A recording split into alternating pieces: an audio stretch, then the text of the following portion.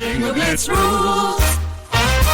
If your bingo has ads in it, That's not a bingo. if it doesn't have the coolest tournaments, mini games, and the most breathtaking design, Nope, not a bingo. if your bingo moment makes you feel so excited that you just want to burst in joy and scream out loud, bingo! Sorry, so you're playing... Bingo Blitz? Now that's a bingo.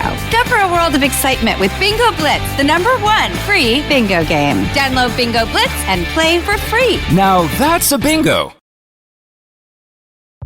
This episode is brought to you by Progressive Insurance. Fiscally responsible, financial geniuses, monetary magicians. These are things people say about drivers who switch their car insurance to Progressive and save hundreds. Visit Progressive.com to see if you could save. Progressive Casualty Insurance Company and Affiliates. Potential savings will vary, not available in all states or situations.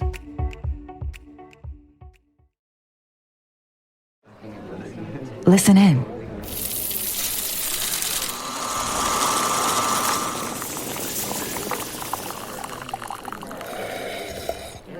Starbucks.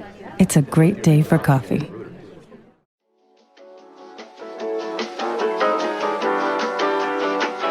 What up, bitches? How y'all? Wait, what is that one? How y'all do? Is that from Real Housewives? How y'all doing? That's Yeah. just a everyday Southern saying. No, the sound on TikTok. I don't know what you're talking about. There's a sound where it's like, hey, how y'all doing? Oh, It's Southern voices. I know exactly what you're talking about because Kenneth Mejia, when I hear it now, he made a video to it. I was like, why are you thinking of? Or what is he? He's not a Congress. Is he? He's the What does person he that do essentially for us? does the accounting. Like he's Yeah. like He's a budget hottie we checking. voted for. Yeah, the assessor, I think is his title. Yeah, he's got some title. I'm not sure what it is. He was Let's on our see. ballot. We voted for him. He's young and he's hot. He lifts. Yeah, controller. Okay. Weird fucking title. Yeah, but he made a video to that sound, and, Oh, okay. and whenever I hear it now, Think and of that's the Kenneth one where he Mejia. had his little tank top on, Oh, yeah. little shorts. Yep. And whenever I hear it in my head, that's all I picture is him doing. Good for you. That's a nice mental image. Well, welcome to See You Next Tuesday. It has been a shit show of a Tuesday. You all should know. We say we're going to record at 11:30. We usually record around 12-ish. We started recording past 2 Yes. today because boy, oh boy, am I actively going through it. But everything's going to be fine. Do we need a new roof? Yes. Did our AC break on day 1 of a heat wave? Yes. Did a mosquito sting me on my lip? Yes. What else? Oh, did my psychiatrist send my prescription to the wrong pharmacy? And when I said, hey, this is actually the right one, could you call? She said, can you actually just do it? And so then I had to call them to follow up and track down and do all of that stuff. And that's fine. And I think that's it. And I'm covered in bug bites. One on your lip specifically. It's not as bad as it was. No, it's not. Mats is like, he thinks it's so funny. He's like, he like just keeps looking at me with this like little smile, and I go, stop. And he goes, no, I didn't say anything. I go, I know you think I look ridiculous. I opened whatever app I first saw it on. Might have been TikTok. Did you make a video on It was TikTok? just Instagram. Okay, well, Instagram. I opened it and I laughed, but then I was like, wait, did she get stung by a bee? I shouldn't be laughing. No, and then you said it's a mosquito. I'm feeling I'm free to laugh. Yes. It looks ridiculous. And the whole thing is I'm just worried it's never going to go away because of the access to itching. And the fact that like the best way to itch anything on your body is using your teeth. And they're right there. This is what you need to do, though. You need to suck the juices out of it. Yeah, people said to use a pimple patch on it. I don't know where it stung me, though. I haven't been able to see, like, the hole. I'll look for it.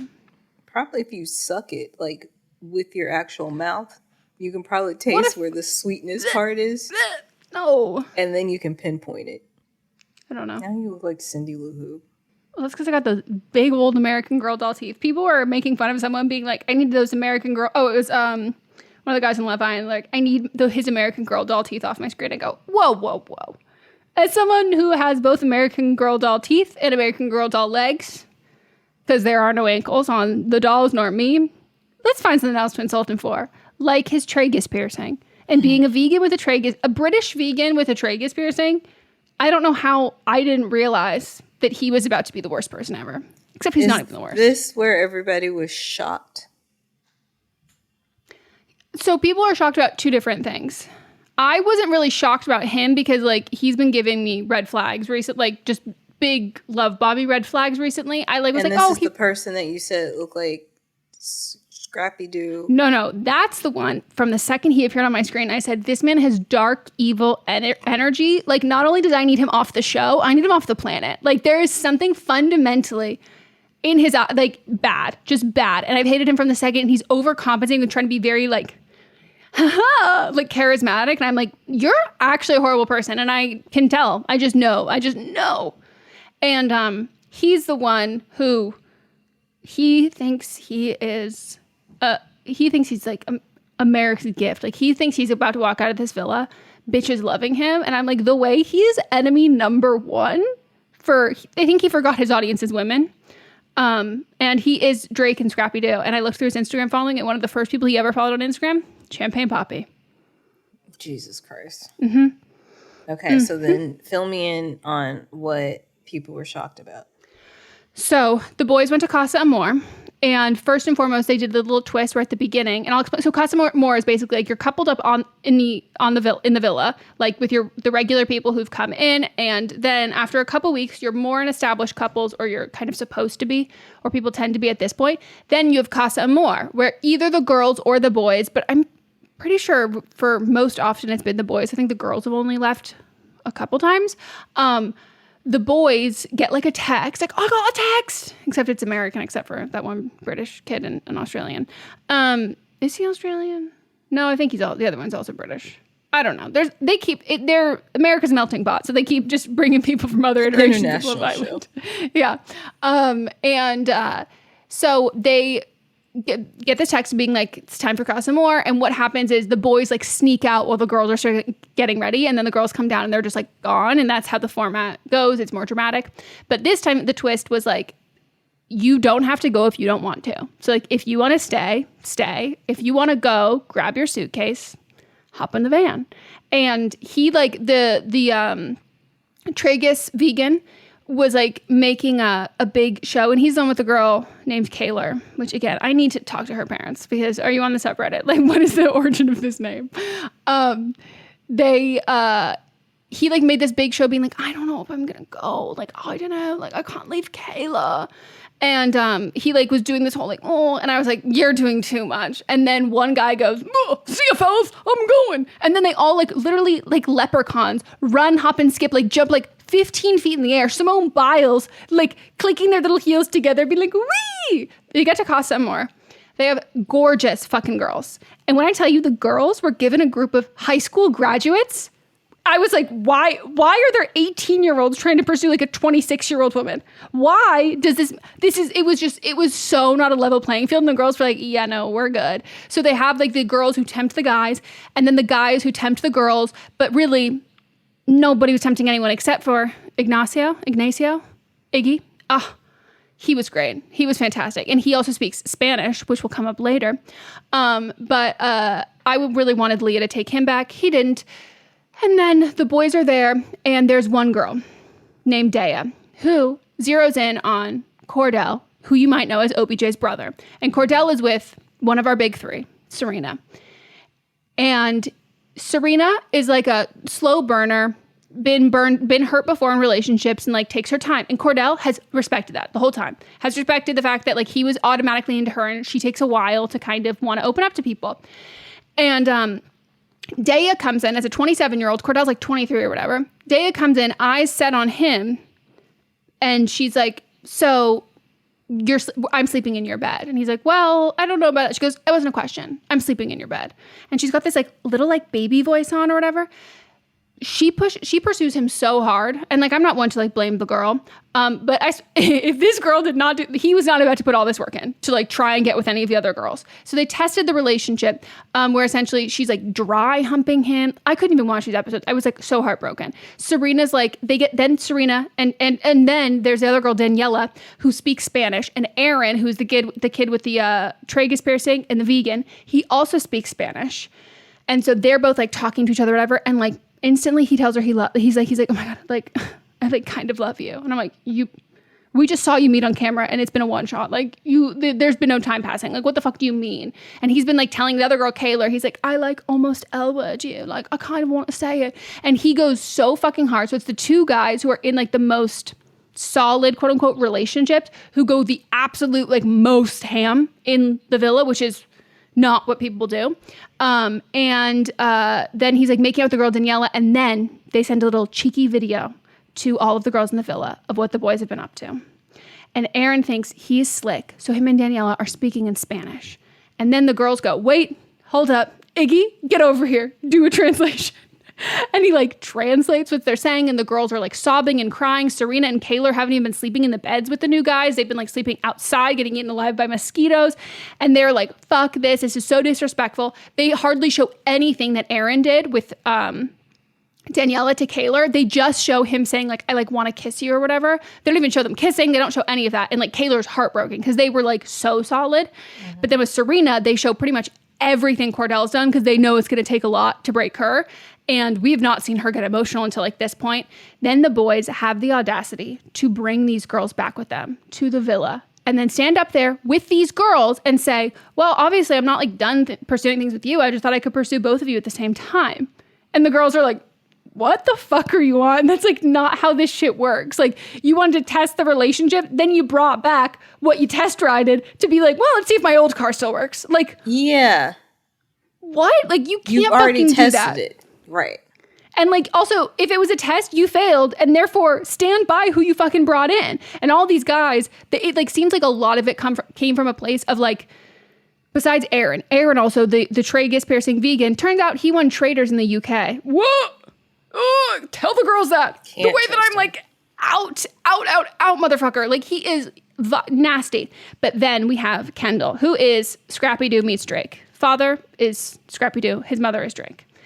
He has been like gossiping with the girls in there and being like, oh, we're buddies. And I'm like, girls, please tell me you fucking see through this shit. Like, but then he will also like gossip with the guys, which is just shit talking the girls, like, and like in a vile, very gross way. So he was encouraging the guys to like basically cheat on the girls and being like, I mean, yeah, she's not Serena. Like, look, he's making out with, oh, that's not Kayla. Like, get it. Like, you're so much happier. Like, come on, like, go for it, dude. And then he gets back in the villa and like the girls are like, how could you do that? And he's like, no, you know, I think you guys are perfect together, blah, blah, blah. Like I never did any, no. And then it's like, what? Then we see movie night. They show clips of unseen stuff that we haven't seen before. Aaron is not owning up to anything. He's just yelling at Kayla, being like, I didn't do, like, oh my God, you're being so fucking dramatic. And she's like, it said the video clip said you wanted to kiss her. And he's like, I didn't do anything. We get to them showering together, making out in the shower together. He teaches the handshake. Him and Kayla had a secret handshake. He teaches this girl that handshake. Like he's being diabolical and is like mad at her for being upset about this whole thing. And then the guys are all backing each other so fucking hard, not defending the girls whatsoever. Then the video clips come out even more of like Kendall like interfering and being kind of messy or whatever. But the catalyst that I was like, I've been out on Kendall the whole time. Mott's found him annoying. And then it got to this point with Mott's was like, get him out of the villa. As a podcast network, our first priority has always been audio and the stories we're able to share with you. But at Realm, we also sell some pretty cool merch, and organizing that was made both possible and easy with Shopify. When you think about successful businesses like Aloe or Allbirds or Skims, an often overlooked secret is the business behind the business that makes selling and, for shoppers, buying simple. For millions of businesses, that business is Shopify. That's because nobody does selling better than Shopify. It's the home of the #1 checkout on the planet. And the not-so-secret secret that's definitely worth talking about is that Shop Pay boosts conversions up to 50%. That's more happy customers and way more sales going. If you're hoping to grow your business, your commerce platform better be ready to sell wherever your customers are scrolling or strolling, on the web, in your store, in their feed, and everywhere in between. Businesses that sell more sell on Shopify. Upgrade your business and get the same checkout we use with Shopify. Sign up for your $1 per month trial period at shopify.com/realm, all lowercase. Go to shopify.com/realm to upgrade your selling today. Shopify.com/realm.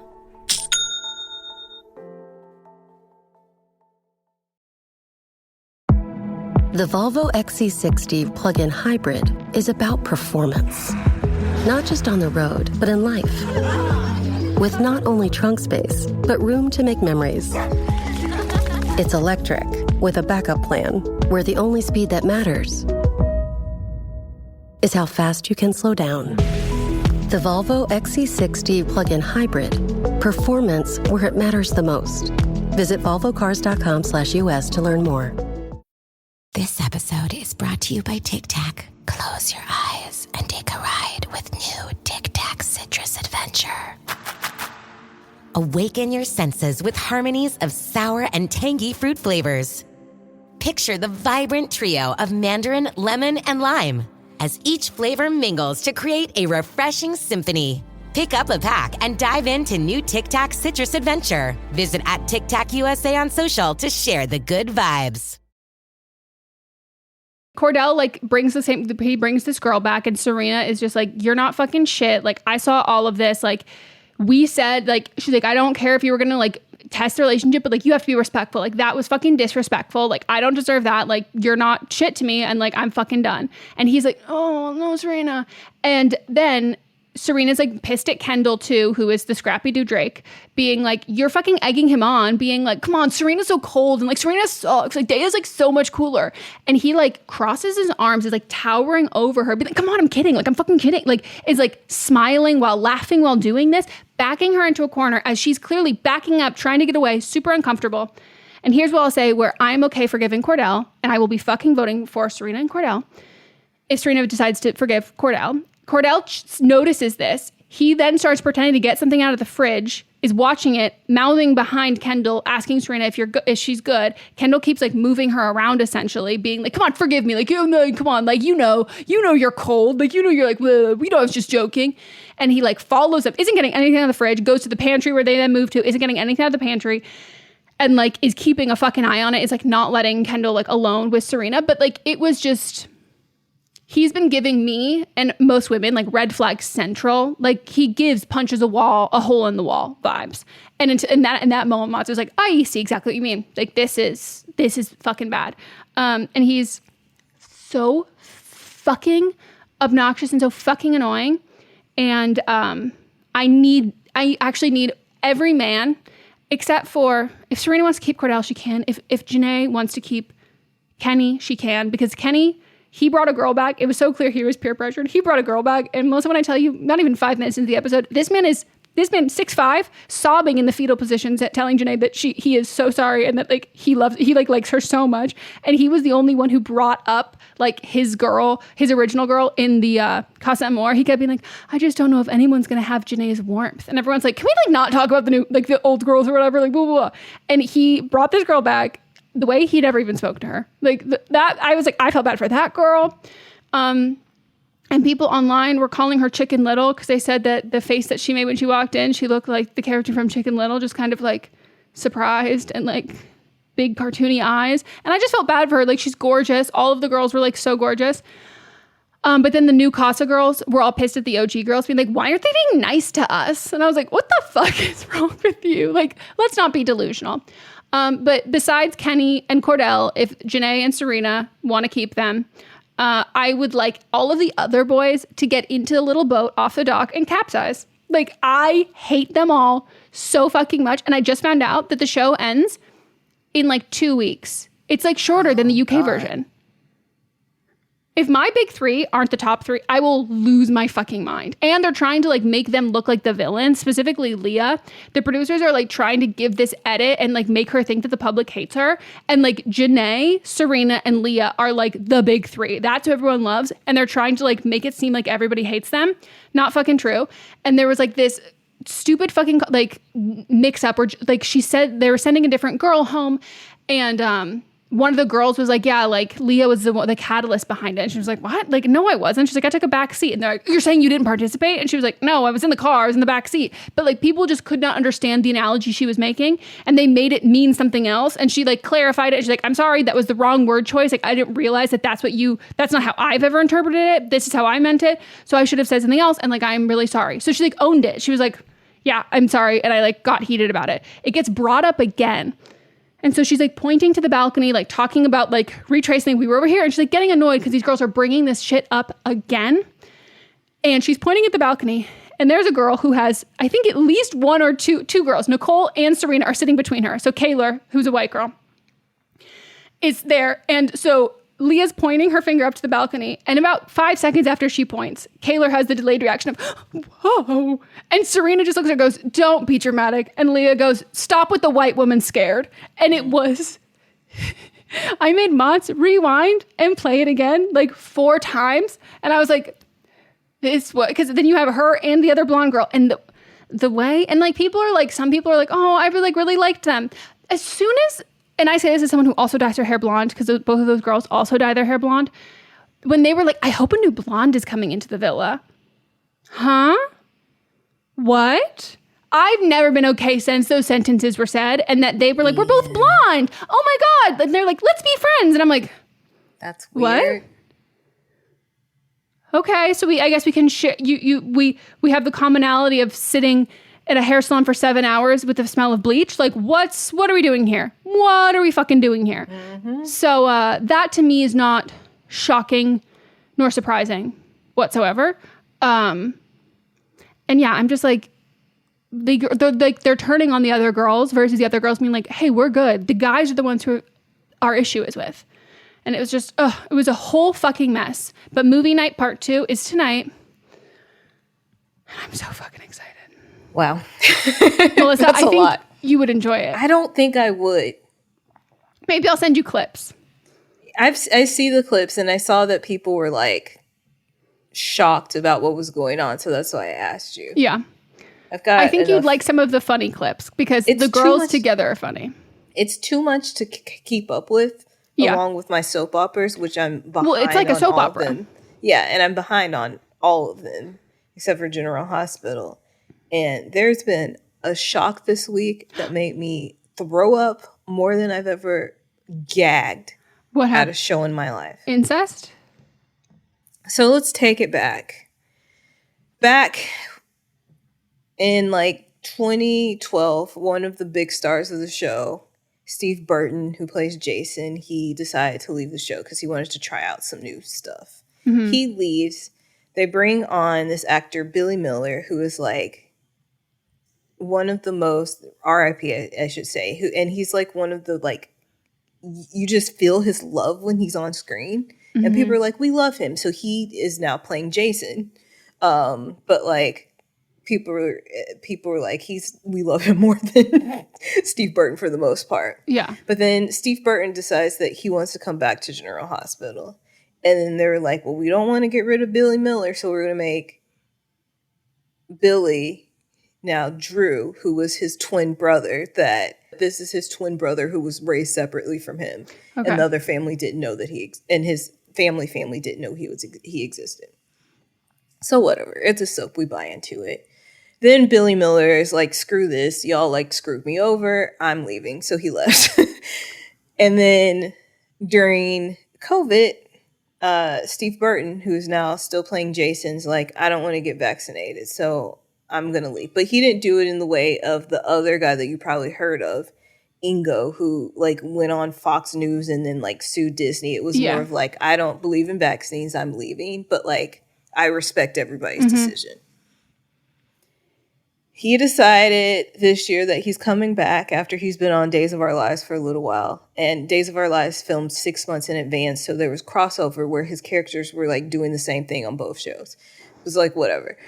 So now he's back, and while he left, they hired this other guy named Cameron Matheson, who you might have seen on red carpet things, also Hallmark movies. But they're like, now he's Drew because Yeah, because Billy Miller is like, I'm not coming back. So Cameron has been back playing Drew. And they could have just written a completely different character because he is nothing like the Billy Miller Drew that we had. But he's been very boring. A lot of people like to call him Dudley Do-Right, like the most boring character there ever was. And then he, because he goes and does, well, now he's not even doing Hallmark movies. He's doing, what's that conservative network that Cameron. Oh, Family something? Family, not Family Channel. No, but it's Family. Great American Family, something like that. He does those movies. And so he needs to leave sometimes to do it. So they're like, let's figure out a way to write him out where he can, still come back. So then they have this character named Nina, found out that he had done insider trading and they have him sent to jail. Now, and so I'm like, there's ghosts, there's twins, insider trading. They're very realistic though, that part. But then, like, the strike happened, so he couldn't go do those movies anyway. So then they just had to keep him in jail, and then, like, people would go visit him in jail because he couldn't go. But, soaps weren't part of the strike, so he could still be on the show. Now they have him running for Congress. But meanwhile... He said, what boring jobs can we get for you? Yes. But meanwhile, now him and Nina, who they hated each other, now they're hate fucking each other.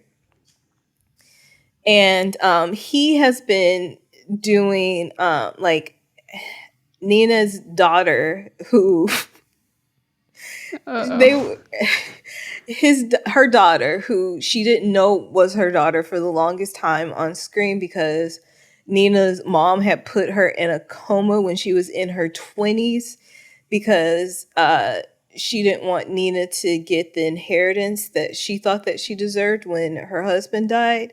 So then she put Nina in a coma. Nina was pregnant when she was in a coma, gave birth to who she thought was one baby. Turns out it was twins. And one of the twins, who we saw on screen for a while, she went flying over a cliff. And then... Sorry, I'm not laughing at that. No, laugh. It's funny. Good. Laugh, it's funny. And then the other twin has been living in town but didn't know because they're not... whatever it's called when they look alike, fraternal twins. They look completely different. Okay. So the other twin has been there. And then the other twin whose name is Willow. Willow got cancer a couple years ago. And then one of the characters, Carly, has knew that Nina was Willow's mom, but hated Nina because Nina took Carly's husband. And so she didn't tell her that she was her mom. And then when Willow was like dying from cancer, she's like, I gotta tell her now because then we need the bone marrow. So I was like, because she's being kind. She goes, no, I need that bitch's bone marrow. Because Willow is also Carly's daughter-in-law. Okay. So then they find out their mother and daughter. They also have, Nina and Willow also have beef because Nina's former stepdaughter used to be a student of Willow's and whatever. It doesn't matter. But her and Nina have never gotten along. Mm-hmm. Now they're like... Drew's like, as we get back to Drew is trying to help. Him and Nina have been hate fucking.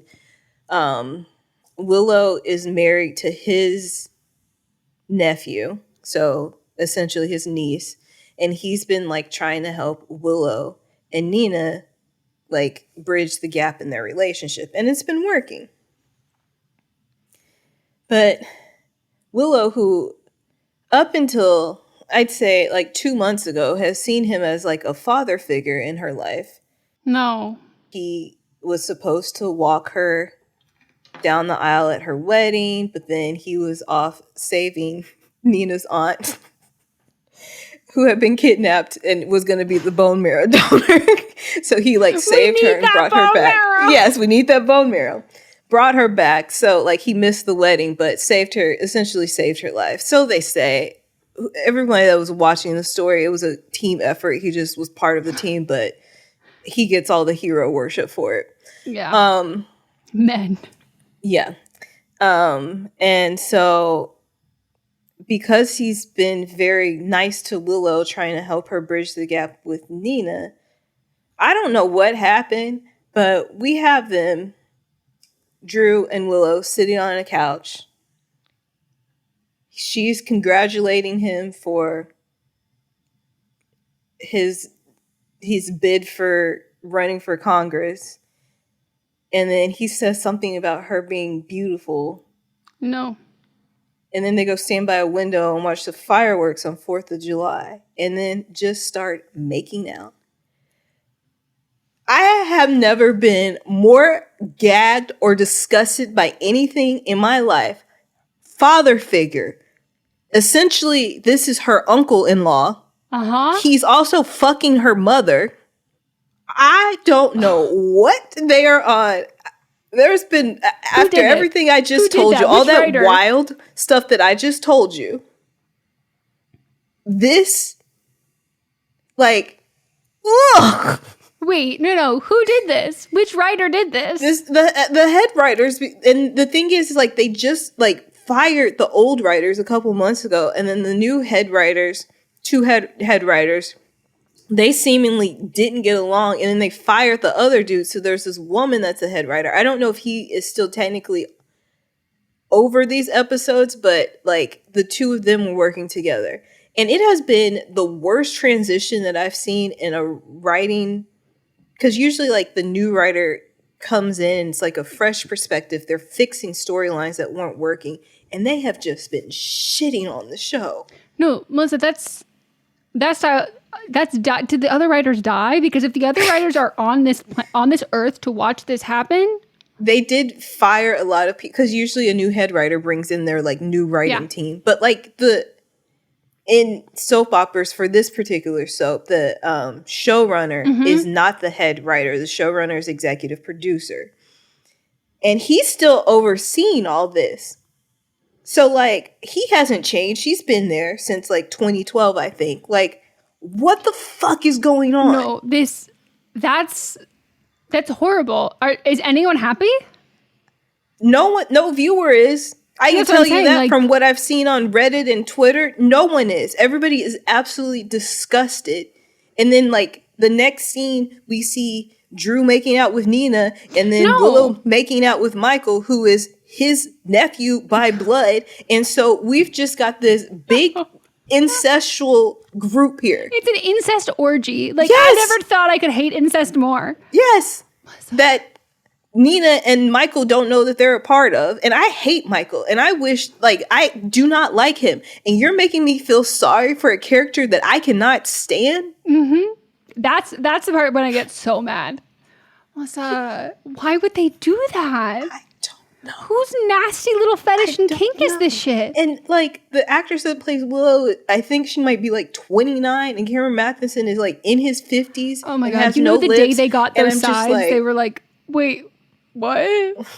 I don't know how. Like, I would like to applaud the actors for doing their performance, because as bad as it is for viewers and as bad as it is for me not even watching, just hearing about it, those poor humans. Yes. Oh, those poor humans. And then the next episode we have, which is just a continuation from the previous day, we have them talk, or not the previous day, it's still the same day. We have him saying, Drew, who, again, like, keep in mind, he's been like Dudley Do-Right this whole time. Him saying, you know, like, if situations were different and like our lives were different, then like we could be together. And I'm just like, you are old enough to be her father. That's the role. In what situation would y'all be together? That y'all met in a different circumstance? Are you fucking fundamentalism? Kidding me? The LDS, the FLDS. If I was Warren Jeffs, we could be married. Ugh. Nasty. And then when it picks up the next day, they're like in the kitchen, and he's like, nothing has to change because of one kiss. I'm like, she's your fucking niece. Like, this is... Everything should change. You should send yourself to jail. Yes. And you're running for Congress, which I guess on track. Oh, but like, wow. Honestly, maybe that's why they did it. They're like, we really need to we want to really drive this political storyline home. And everything that they haven't said, what party he's part of, because they never really do that on shows. But everything he's saying is he's supposed to be a Democrat. He's talking about climate change. I'm like, y'all should just made this motherfucker fucking Republican, because they're also millionaires in the town. So you should have made him a Republican. Yeah. They should have paid attention to Scandal to understand how, if you want to talk about political parties, if you want to create your own universe. Ooh, I'm so sorry. That's actually that would have ruined my day if I'm watching one of my shows and then they do that. And then they keep flashing back to it. No. It's only been a day within the universe, and they keep flashing. We all saw it. This happened on Tuesday. It's burned into your retinas. I don't need to ever see this again. And you know that they're going to end up sleeping together, and then Nina's going to walk in on her daughter fucking the dude who she's fucking.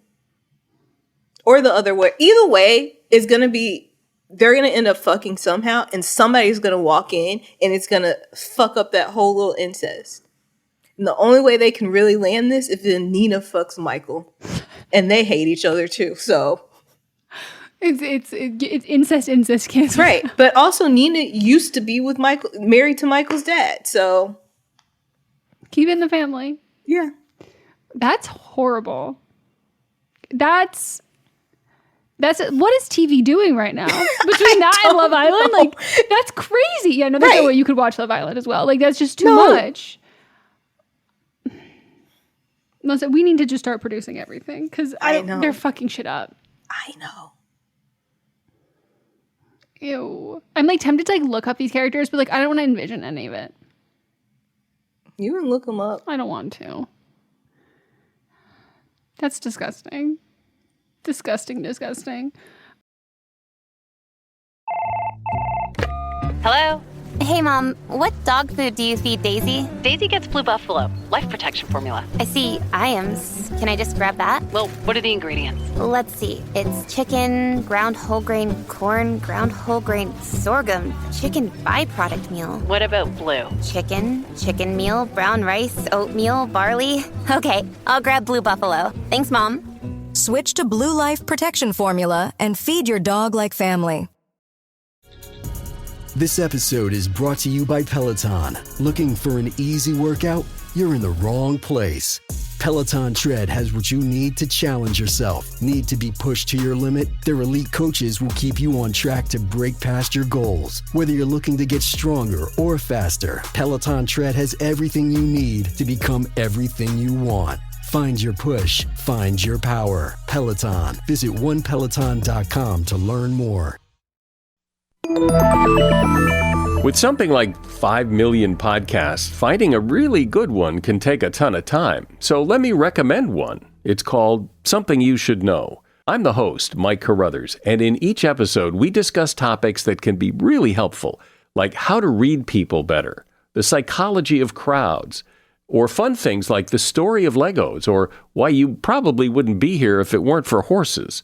Something You Should Know is the name of it, wherever you get your podcasts. Well, you know what you should watch, which is what I have been watching when we haven't had Love Island? Derry Girls. I know. It's a great neutralizer of that, because there's nothing better than someone who's there's nothing a show makes it more real and dark comedy, in the sense of teenagers in Ireland, in North Ireland in the 90s, set with their parents watching TV about bombs going off and them going oh, who's gonna invite me to the dance, and just being what it's like to be young in that, and they're so fucking good. And Liam Neeson just did a cameo. I know, I heard about it. Some this person that I follow on TikTok, she just started watching it too. Yeah, so. I never made it to this point. I think I went to the first season and a half or something. Uh-huh. And I think we're on the last season or second to last season, and Liam Neeson popped up, and I was like, we're just gathering Ireland. You just got Ireland. And I literally keep waiting for Andrew Scott to show up. But there's this one guy who plays the father, whatever that title is, priest. Mm-hmm. Yeah. And he must be from, like, I don't know, but the accents, like, how regional it is. Because, like, in, like, the, I was going to say UK. And, like, with British accents, you've got, like, the Tom Holland, the Benedict Cumberbatch, like, those people, like, live within, like, a 6-block radius of each other. That's how, like, specific those accents get. There is this man whose voice sounds to a T Andrew Scott. I go, are you next door neighbors, or is this, like, less specific? Because I keep being like, I have my glasses off and I'm like, is he finally in it? And I was like, nope, it's still the same guy. And I'm like, fucking hell. But it's, like, very crazy how similar their voices sound.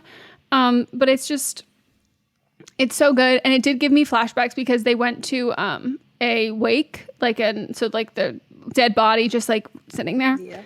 And I asked Monster, like, have you ever been? Yeah, I was like, have you ever been to one with, like, the body's just there? And Monster was like, no. And I was like, this is giving me. No, that's all the wakes I've gone to. Mine was like, I think he's like, he'd been to funerals and not like this, but like, it like literally gave me flashbacks. I'm like, no, this is full flashbacks to my grandfather. And I was like, I was like 8 and I'm like, I don't want to see this. Like, and they're like, you can just like close your eyes. And I remember my older cousins just like put their hands over my eyes as we walked up. People have wakes that don't have the body there? Maybe it was just like a funeral or like the funeral, like after the funeral when you have like... The repast? The what? Repast is what's after the funeral. I don't know, where it's like you like have drinks and food and you are at the house together. Yeah. I guess it's closed casket, like everything he had ever been to. Wild. Yeah. The wake is like, the whole point is to view the body. That's I know. And I remember being as a kid being like, I don't want, I really don't want to. And it was and it was like the Irish Catholic side of the family. And I was like, this is not fun. Yeah. But yeah, it's so good. So, but similar to you, I've been emotionally drained from being invested in television. So it's hard. It's really hard. And I hope things get better for both of us. I hope so too. I have higher hopes for me than you because actually yours I don't have high hopes with either weeks. Of us. Yours will be over in 2 weeks. Mine keeps going. Well, and I was going to say the issue is with yours, like history has shown what usually happens. And I went, well, unfortunately, actually, history of Love Island has also shown what happens and it's not really good. So, yeah. Oh, and then the girl who said that, the girl who was going after Cordell, who we were like, you just want OBJ. She literally then, when it got confronted, because they did like reading social media tweets, and someone said, like about Daya, like we all know Daya's only in here for OBJ. Once those like screenshots of her, like her and his Instagram comments leaked, like we all knew what she was in for, and she just like immediately starts crying and being like, oh my god, this is gonna be about me, because they didn't say her name at first. And they had to guess who did that. And she was like, it's not me. And then she goes to Cordell and she was like, I don't even, they didn't say OBJ in the tweet. They said Odell Beckham Jr. She literally was like, I just like want to tell you, like, I didn't even know who OBJ was. And we're all like, girl, you just called him by his initials. Why are you're saying, she's like, I didn't even know my ex, like the only reason I only found out about him like recently because like my ex like went to like dinner with like him. There was like a picture and I was like, oh, like who is that? People found her ex. Her ex does not know. They've never been to dinner together. That picture doesn't exist. Like he doesn't even follow him. And she's still being like, I don't even like know who that is. And I'm like, truly shut the fuck up. Yeah. Shut the fuck up. So can't wait to see what goes down. And I'm keep the soaps and keep Love Island in your thoughts, guys, because we're going through it. Going fucking through it. It's not good. It's really not good. No. All right, well, that's the end of See You Next Tuesday. Woohoo! And don't forget to stay tuned for Thursday to listen to a brand new episode of But Am I Wrong? And Friday for a Fishtin' Friday. And then we'll be back on Monday for Don't Blame Me. And we'll see you next Tuesday.